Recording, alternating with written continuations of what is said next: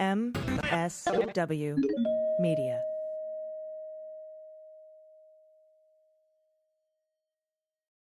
Thanks to Thuma for supporting the Daily Beans. Create that feeling of checking into your favorite boutique hotel at home with The Bed by Thuma. Go to thuma.co/beans and use code BEANS to receive a $25 credit towards your purchase of The Bed, plus free shipping in the continental U.S. And a big thanks to Splendid Spoon for supporting the Daily Beans. Splendid Spoon sends delicious plant-based meals and snacks designed to fit into your busy schedule instead of taking time out of it. Go to splendidspoon.com/dailybeans for $50 off your first box when you subscribe. News with swearing. Daily Beans, Daily Beans. Daily Beans, Daily Beans. Hello and welcome to the Daily Beans for Monday, July 11th, 2022. Today, Trump White House counsel Pat Cipollone testified for 8.5 hours behind closed doors with the 1-6 committee on Friday. New details about the Oath Keepers emerge in a Department of Justice filing. Donald waives non-existent privilege for Steve Bannon. Joel Greenberg's sentencing date has been set, leaving questions about an indictment for Matt Gaetz. A judge denies Georgia Republicans' motions to defy grand jury subpoenas. Elon Musk notifies Twitter he's backing out of the deal. And new details emerge on the assassination of former Japanese Prime Minister Shinzo Abe. I'm your host, Allison Gill. Hey, everybody, it's AG, Allison Gill. I'm here with you today to bring you the beans. The Sunday shows are alight with information about the Patsy Baloney testimony. And we have a statement from the committee spokesperson, Tim Mulvey, who said, quote, "In our interview with Mr. Cipollone, the committee received critical testimony on nearly every major topic in its investigation, reinforcing key points regarding Donald Trump's misconduct and providing highly relevant new information that will play a central role in upcoming hearings. This includes information demonstrating Donald Trump's supreme dereliction of duty. The testimony also corroborated key elements of Cassidy Hutchinson's testimony. Allegations of some pre-interview agreement to limit Cipollone's testimony are completely false," unquote. So, interesting. And just one more sleep before we get to see some of that corroboration. I'll be live tweeting the entire hearing over on Twitter at Mueller, She Wrote. Please follow me if you're not already. You can keep up with the play-by-play if you're not able to watch it on TV. We do have a ton of news to get to, as evidenced in the intro. So let's hit the hot notes. Hot notes. Well, Bannon and Trump are up to no good, I'm sure.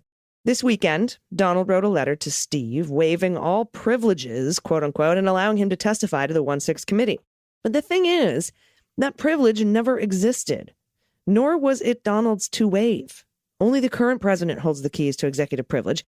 And even so, Bannon wasn't a government employee. We know this. We've talked about this a million times. Not to mention, has Steve handed over any documents that were subpoenaed? Kyle Cheney tells us this morning that his lawyer said that he does intend to hand over documents. But, Bannon faces 2 counts of contempt, one for testimony and one for documents. So even if, appearing now after charges and just a week before his contempt trial is set to begin, could cure the testimony part of his contempt charges, he would need to hand over the documents as well. So what's the deal here? Why would Donald all of a sudden agree to let Bannon testify? I put "let" in quotes. And why does Bannon want to? There's a few factors at play here. First, Bannon is a convicted felon and is facing a longer sentence than just the minimum 30 days per count. So he's probably scared of prison. And it looks like he's going to lose. And so this might be his attempt to cure this last minute, which he may be able to do. Andrew and I will go over that on Cleanup on Aisle 45 on Wednesday. But it's very interesting. A few factors at play, including the desire by Donald to get all the information he can about what the committee knows. We already know Donald's paid for lawyers for at least a dozen witnesses in the committee's investigation, including Cassidy Hutchinson, who he gave, I think, that guy Passantino $93,000 to represent her. And so, at least a dozen witnesses in the committee's investigation. And we know that some folks called Hutchinson, intimidating her by saying Donald reads the transcripts. So it appears here that this could be another ploy to get information from the committee to Donald. Another possibility is for Bannon to try to cure his contempt, as I said, but Like I said before, he would also need to produce the documents, and if he does that, he may be able to cure this. He's already been charged. His trial is set to begin July 18th. Though he has filed a motion asking the court to delay his trial for 3 months because all of the crazy media reporting about him with regards to the committee's public hearings.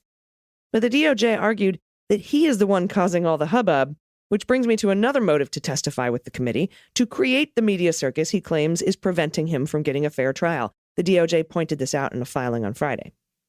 Now, think about it. He argues, oh my God, the media is all up on my jock, and the DOJ says no one cares about you. And you even said the committee ratings were shit. So Bannon agrees to testify to get info to Donald about what the committee knows, cure his contempt, and create the media he claims would taint a jury, giving him a better argument to delay his trial should it go forward, which it probably won't at this point. I mean, if in fact he does actually cure his contempt. And all he has to do to cure this contempt is show up and plead the fifth. Right?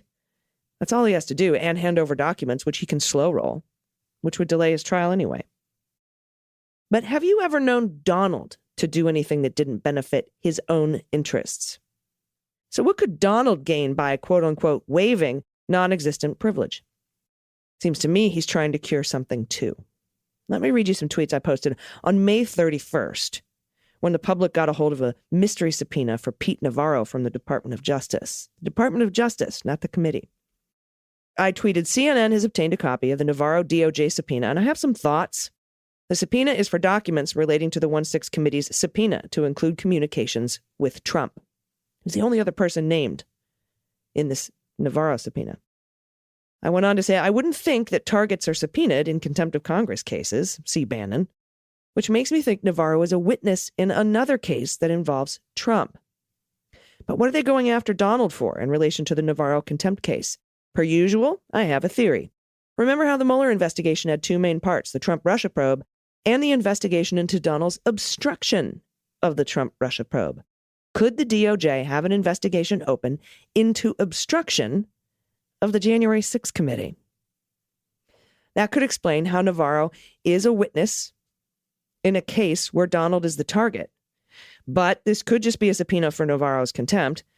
Remember how the DOJ got a hold of Bannon's lawyers' phone records? And here's a quote, it's not clear whether efforts to obtain Costello's records are connected to the Bannon case. Department of Justice can just get Costello's stuff without notifying Costello under 18 U.S. Code 2703C3. But with a former president might be trickier. Either that or the Department of Justice already has the communications. So why is the DOJ going after information about communications for those who advised targets of the 1-6 committee to defy their subpoenas? Could just be part of the contempt probe, or maybe it's obstruction. We shall see. End. Well, Bannon's lawyer Costello filed a motion in court late Friday in the Bannon contempt case. Costello says, the issue currently facing me is the court has yet to determine if I will be permitted to testify on behalf of Steve Bannon in his trial. If the court decides to prevent me from testifying, there will be no pathway to inform the jury about the communications with the committee or the three prosecutors in this case who interfered with attorney-client privilege by attempting to turn me into a witness against my own client by subpoenaing my home, office direct line, and cell phone records, while at the same time failing to obtain my social media information. If that weren't enough, Costello continues, those same prosecutors turned what I thought would be a declination discussion into an FBI 302 interview of me to be used against Bannon. Since it appears there will be a trial, and since it appears at this point in time I might be called as a witness, I must reluctantly ask the court to grant my request to withdraw as counsel for Steve Bannon. Unquote. What's that you say? You've been interviewed by the FBI in the Bannon case? Was it because you advised him to defy his subpoena? An obstruction of Congress is a crime, and discussions in furtherance of a crime cannot be privileged? So that tracks, because remember, quote, it is not clear whether efforts to obtain Costello's records are connected to Bannon's case. I don't think they are. An obstruction investigation is not part of Bannon's case, if that's what's happening here. And you don't need his lawyer telling him not to come in his contempt case. So is the DOJ investigating obstruction of the committee's investigation? Let's look at 18 U.S. Code 1503, obstruction of justice. It says someone obstructs justice when that person has a specific intent to obstruct or interfere with a judicial proceeding. For a person to be convicted of obstruction of justice, that person must not only have specific intent to obstruct the proceeding, but the person must know, 1, that a proceeding was pending at the time. 2, there must be a connection between the endeavor to obstruct justice and the proceeding. That's the nexus. And 3, the person must have knowledge of the connection. And 1503 applies only to federal judicial proceedings. Under 18 U.S. Code 1505, however, a defendant can be convicted of obstruction of justice by obstructing a pending proceeding before Congress or a federal administrative agency. A pending proceeding could include an informal investigation by an executive agency. So that's obstruction of Congress. And it's federal law. That one says whoever with the intent to avoid, evade, prevent, or obstruct compliance, in whole or in part, with any civil investigative demand duly and properly made under the Antitrust Civil Process Act, willfully withholds, represents, removes from any place, conceals, covers up, destroys, mutilates, alters, or by other means falsifies any documentary material, answers to written interrogatories, or oral testimony, which is the subject of such demand, or attempts to do so, or solicits another to do so. Or whoever corruptly by threats of force, or by any threatening letter of communication or influence, obstructs, impedes, or endeavors to influence, obstruct, or impede the due and proper administration of the law, under which any pending proceeding is being had before any department or agency of the United States, or the due and proper exercise of the power of inquiry, under which any inquiry or investigation is being had by either the House or any committee of either House or any joint committee of the Congress, shall be fined under this title, in prison not more than 5 years. That Navarro subpoena from the Department of Justice made me wonder. And now the Costello motion to withdraw his counsel and Donald trying to waive non-existent privilege seems to me like maybe Donald received a notice saying he's being investigated by the Department of Justice for obstruction of Congress, and he's trying to cure that for himself. It's a bold strategy, Cotton. Let's see if it pays off for him. We shall see. Next up, former White House counsel Patsy Baloney's meeting with the Select Committee investigating the insurrection yielded, quote, relevant information from the panel, though he claimed privilege in some areas, and that's according to one committee member in an interview airing on Sunday. Quote, he claimed privilege on conversations that related to the advice he provided directly to the president or conversations with the president. That was Rep. Stephanie Murphy in an interview with Meet the Press. Yet I think we still got a lot of relevant information from him, she said, and it provides us another perspective on what's happening in the White House in those weeks running up to January 6th that were so critically important. Cipollone met with the panel for more than 8 hours on Friday. He reached an agreement to sit for a transcribed interview after the committee subpoenaed him late last month. Quote, I think there was a lot of information that fit into this bigger puzzle that we're putting together, Murphy said. And we have different voices about the same meeting and more or less telling the exact same narrative. The overall message that we've been gathering out of all these witnesses is that the president knew he lost the election, or that his advisors had told him he lost the election, and that he was casting about for ways in which he could retain power and remain the president. As top White House lawyer, Cipollone could be a key source of information about Trump and his allies' attempts to overturn the results of the election. In her public testimony, for instance, Cassidy Hutchinson said Cipollone warned of legal culpability if Trump went to the Capitol with his supporters on January 6th. That was a conversation he had with Hutchinson, not Trump. Murphy said the Select Committee was able to get Cipollone to confirm the concerns that he did have about efforts to subvert the election. Quote, he made very clear that he took the side of many folks that you've already seen come before the committee, and he was asserting that there wasn't enough evidence to prove that the election was not free and fair. That was Murphy again. Asked if Cipollone's testimony will be featured publicly this week, Murphy said, I imagine you'll be hearing things from Mr. Cipollone, but also from others that were in the White House. The panel is slated to hold this hearing Tuesday, that's tomorrow, 10 a.m. Eastern, on the convergences between Trump world and extremist groups such as the Proud Boys and the Oath Keepers surrounding the January 6th attack. And another hearing is probably going to happen this week. It hasn't been announced by the committee, but we're expecting a Thursday primetime hearing. Murphy is expected to lead Tuesday's hearing along with Jamie Raskin. The Maryland Democrat said on Sunday's CBS Face the Nation, they plan to highlight a Trump tweet from December 19th, 2020, proactively calling people to join the January 6th protests. Raskin noted the tweet came just hours after the president met with allies and the White House about schemes to overturn the election. That's the meeting I want to hear about.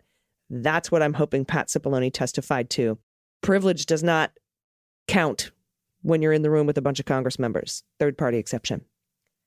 Quote, people will hear the story of that tweet and then the explosive effects it had on Trump world, and specifically among the domestic violence extremist groups, the most dangerous political extremists in the country at that point, Raskin said. He also said they plan to discuss the fundamental importance of a December 18th meeting in the White House, where Trump allies came in to try to urge several new courses of action, including seizing voting machines. Trump allies such as Sidney Powell and Rudy Giuliani were part of that meeting, while against this team crazy were an inside group of lawyers who essentially wanted the president at the point to acknowledge that he had lost the election and were far more willing to accept the reality of his defeat. The select panel didn't expect to have witnesses who were at the meeting speaking publicly about it on Tuesday, Raskin said, though they were going to present other evidence. Raskin told the Sunday shows that Cipollone would be featured tomorrow along with other witnesses he can't talk about. I wonder if Sarah Matthews will be among them. She's that deputy press secretary that resigned on January 6th.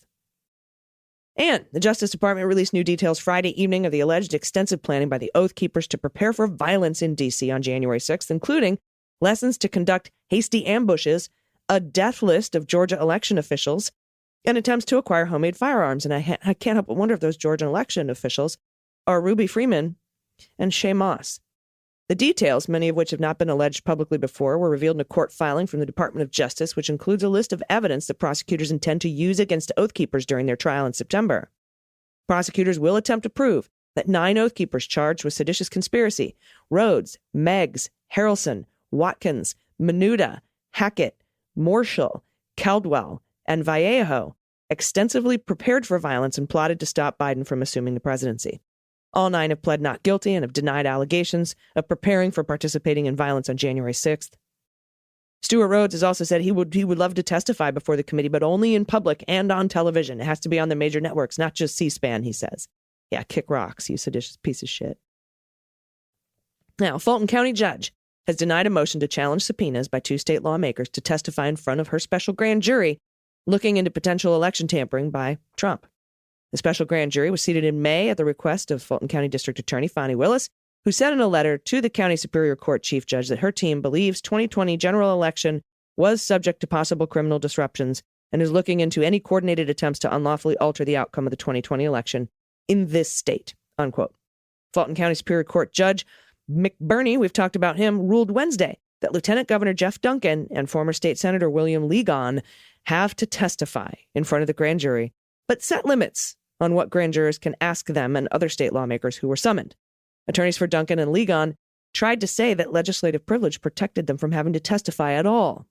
But the Georgia Constitution says no member of the General Assembly shall be liable to answer in any other place for anything spoken in either house or in any committee meeting of either house. McBurney said that's important to allow lawmakers to speak freely to each other while conducting legitimate legislative activity. As a result, McBurney wrote in his order, prosecutors and grand jurors cannot ask a lawmaker about anything he said while participating in any session of the legislature, but be that on the floor of the body or in subcommittee. That includes conversations and documents prepared by a lawmaker or legislative staff. Elected officials' motivations for actions taken during legislative session are not subject to scrutiny by a grand jury, he wrote. Lawmakers also may not be asked about direct communications with other legislators in prepping for any legislative session or drafting any legislation or official report, McBurney wrote. But legislative privilege does not extend to communications with private citizens on topics related to the grand jury investigation, even if those communications took place during the performance of legislative duties. McBurney also denied a request from Ligon to delay his testimony before the grand jury until September to accommodate his lawyer's trial schedule. The judge said Ligon must be available to testify for 2 hours while the grand jury is meeting Tuesday, Wednesday, or Thursday of next week. I'm interested to see how Lindsey Graham's argument against his subpoena pans out in light of this decision about these 2 other guys.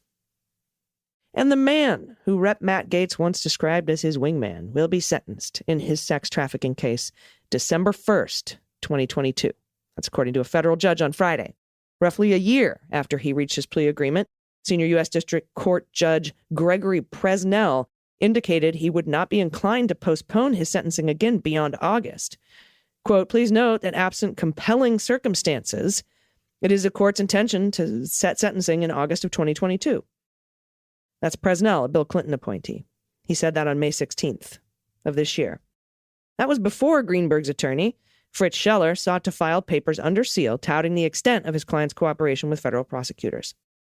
Quote, pursuant to his plea agreement with the government and to mitigate the significant penalties he faces, Greenberg has been cooperating with federal prosecutors in active investigations currently being conducted by the U.S. Attorney's Office in the Middle District of Florida and the Department of Justice in Washington, D.C., as well as in other jurisdictions. That was a 3-page motion on Tuesday. The unopposed motion to set the date for the sentencing hearing provides confidential information concerning these investigations, as well as information regarding the nature and extent of Greenberg's ongoing cooperation. That Greenberg's filing persuaded the judge to grant another adjournment, one that he had been disinclined to provide absent compelling circumstances, has intrigued court watchers, according to Adam Klasfeld. Former federal prosecutor Renato Mariotti noted that the additional 4 months would not afford enough time for Greenberg to testify in a hypothetical prosecution of Gates, who has not been charged with any crimes. Quote, typically, sentencing dates are not sent or set until the cooperation of a defendant is fully complete. That's what Renato said in a phone interview with Law and Crime. By that, I mean, not just that they've provided information to the government, but they've testified at any trials or hearings that the government would require. Mariotti pointed out pro-Trump General Michael Flynn's about face as an example, how it's not uncommon for defendants to reverse themselves on a cooperation deal. The prospect of future sentencing, Mariotti noted, gives the government leverage to compel a defendant to fulfill obligations to cooperate. If you sentence him, he doesn't have, incentive anymore to be a good witness in your trial. Since Gates has not faced any charges to date, Renato noted that it's inconceivable to imagine that prosecutors anticipate Greenberg will hypothetically testify against the congressman before December. It suggests to me, he said, either Matt Gaetz will not be charged or that Mr. Greenberg will not be needed as to testify at trial of Mr. Gaetz. It doesn't mean he hasn't cooperated against Gaetz, but it may be that his cooperation was limited to the production of texts, emails, things like that, or perhaps given information that authenticated some of that. So I don't know. On one hand, it seems likely Matt Gaetz won't be charged. But on the other hand, it seems likely that he wouldn't be a good witness, Greenberg. And maybe they just needed the texts and documents from him to use at a hypothetical Matt Gaetz trial. What I can say is I don't think that they've made a declination decision. I don't think they've formally declined to prosecute Matt Gaetz because you know who'd be squawking about that. Matt Gaetz. And Elon Musk wants to end his $44 billion deal to buy Twitter, according to a letter sent by a lawyer on his behalf to the company's chief legal officer Friday. But Twitter's board, Brett Taylor, the chair, said the company is still committed to closing the deal at the agreed upon price. And they've put together a team of lawyers to sue the shit out of Elon Musk to force him to buy it. He's got all sorts of claims here. There's too many bots. You didn't give me the... Twitter has failed or refused to provide information. Sometimes Twitter has ignored Musk's requests. Sometimes it has rejected them for reasons that appear to be unjustified. Sometimes it has claimed to comply while giving Musk incomplete or unusable information, etc. So we'll see what happens in that. Now, Twitter has a reason to seek to hold Musk to his original terms because the stock has fallen considerably since the board announced it accepted its offer to buy the company at $54.20 a share. On the day of that announcement, the stock ended trading at $51.70. Twitter shares sat at $36 or so as of Friday's market close. So they want that money. Musk is apparently paying attention to the stock price too, according to a letter. He said, and is considering whether the company's declining business prospects and financial outlook constitute a company material adverse effect, giving Mr. Musk a separate and distinct basis for terminating the merger agreement. It doesn't. And the final story today. Prime Minister Fumio Kishida's ruling Liberal Democratic Party and its coalition partners will secure a 2/3 supermajority in the nation's parliament, according to projections from Sunday's election, a powerful showing, possibly bolstered by extra support following the assassination on Friday of its one-time leader and policy architect, former Prime Minister Shinzo Abe. Sunday's election took place as the nation reeled from Abe's assassination. In Nara, where Abe was killed, a long line of supporters waited throughout the day to show their respects. Before LDP officials counted their votes for that night, they spent a moment of silence in memory of Abe. The man accused of assassinating Abe on Friday told investigators he believed Abe was linked to a religious group he blamed for his mother's financial woes. On Sunday, a Tokyo-based representative of the Family Federation for World Peace and Unification, which in Japan was formerly named the Japan Unification Church, confirmed that the man's mother is a member. Details about the gunman's motives are under probe, but the official's confirmation Sunday added another piece to a puzzle that's coming together in the aftermath of Abe's assassination at a Friday campaign event in Nara, east of Osaka, which rocked a country where gun violence is unheard of. It's unheard of. In fact, the gunman wanted to use explosives. He built this gun himself. All right, everybody stick around because we have the good news segment coming up. If you have any good news, please send it in to me this week. I am lonely. My Dana is out on a job doing the comedies, and so I need your good news stories. You can send them in at dailybeanspod.com and click on contact, and we'll be right back with that. Stay with us. After these messages, we'll be right back. Hey, everybody, it's AG. When the weather is warm, I love to go out and explore. I love to go on hikes, runs. It's important to refresh and refuel after a long summer getaway, by the way. So whether you're planning a big summer trip or recovering from one, it's important to give your body the fuel it needs to feel its best. With Splendid Spoon, you can enjoy a clean, delicious, stress-free meal in just minutes. Splendid Spoon takes the work out of eating healthy by delivering ready-to-eat plant-based meals, smoothies, and juices right to your door. Lately, I've been using the orange hibiscus smoothie to beat the heat. It's brimming with heart-healthy antioxidants, and it tastes amazing. Literally sunshine in a bottle, minus the tan, to be fair. Splendid Spoon meals are shipped right to your door, ready to enjoy in just minutes. It fits any schedule, and there's a meal plan for everyone. Every single meal is 100% plant-based, gluten-free, and GMO-free. And with over 50 choices and a constantly rotating menu, there's always something new to try. It saves time and energy, and it's delicious. So stay well-fueled this summer with Splendid Spoon. Get started today and save on an entire week of ready-made plant-based meals. Just go to splendidspoon.com/dailybeans for $50 off your first box when you subscribe. That's $50 off at splendidspoon.com/dailybeans. And as you know, I recently gutted my house, remodeled the whole thing, got rid of an ex-husband in the process. And, you know, I kind of feel like in every place I've been that I've tried to do remodels or redesigns, the bedroom always gets left out. But not this time. I was recently able to give my bedroom a refresh by using Thuma. Thuma practices an intentional, less is more design philosophy for the bedroom with clean lines, subtle curves, and lifestyle-enhancing details is so calming and zen-like. Thuma proves simplicity is the truest form of sophistication. I bought the bed by Thuma, handcrafted from eco-friendly, high-quality, upcycled wood. You'll find beautiful, unique variations in the natural grain. It's got a minimalist design. It features Japanese joinery. It helps elevate any space. It's super supportive of your mattress. It's breathable. It opens up your room, and it's made to naturally minimize noise. I love mine. It looks fantastic. It's beautiful. Made for how you live, the bed by Thuma is backed with a lifetime warranty. Lifetime. Ships right to your door in 3 easy-to-maneuver boxes. Takes about 5 minutes to assemble. No tools required. I could build it myself. I did. Along with the bed, Thuma offers other bedroom essentials to elevate the bed. The nightstand, the side table, the tray, they're all perfect complements to the bed. So you can create that feeling of checking in your favorite boutique hotel suite, but at home with the bed by Thuma. And now go to thuma.co/beans to receive a $25 credit towards your purchase of the bed, plus free shipping in the continental U.S. Go to Thuma, thuma.co/beans. Again, that's thuma.co/beans for a $25 credit. Everybody, welcome back. It's time for the good news. Who likes good news? Everyone? Then good news, everyone!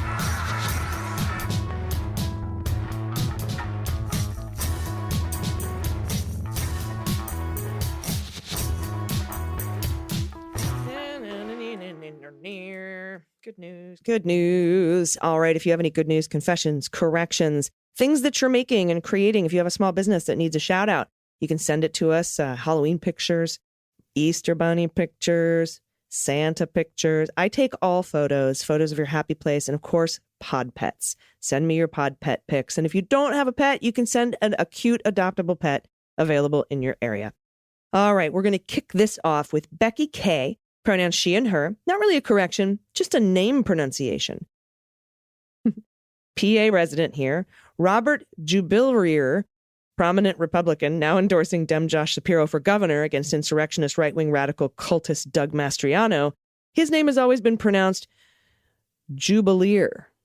in news reports I've heard over the years. Keep fighting the fash, beans queens. Thank you. Thank you, Becky K. Jubileer. Sounds fun. Anyway, next up from Alice, pronouns she and her. Hey, y'all, I have a happy pride story from this year. I attended San Francisco's Trans March, and I attend it every year. And for those who are unfamiliar with the Trans March, it's an event that happens on the Friday before Pride, where the attendees hang out in the Mission Dolores Park during the day, and in the evening march down Market Street to the former site of Compton's Cafeteria, a historic landmark for trans people and trans rights. This year, the Trans March was on June 24th, the day SCOTUS gutted Roe. Halfway down the route, we collided with pro-abortion protests heading the other direction. They joined up with us and continued marching with us, all of us chanting trans rights, reproductive rights, one struggle, one fight, the rest of the way to the end of the march. This was a very happy ending to an extremely rough June for me, and I'm glad there was some good out there that day. And of course, as pet tax, I submit Matilda, our flumpus of a Cocker Spaniel, enjoying some sleep on my brand new mattress. Believe it or not, she's actually comfortable laying like that. Alice, that's so powerful. That's so fucking cool. Trans rights, reproductive rights, one struggle, one fight.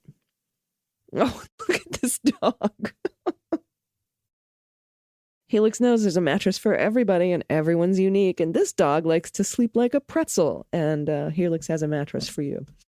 Next up from Terry, pronouns she and her. Hello, ladies. I just have one thing to point out. Even though it's wonderful that a group of Republicans is supporting Josh Shapiro for governor of PA, they are encouraging Republicans to vote for him.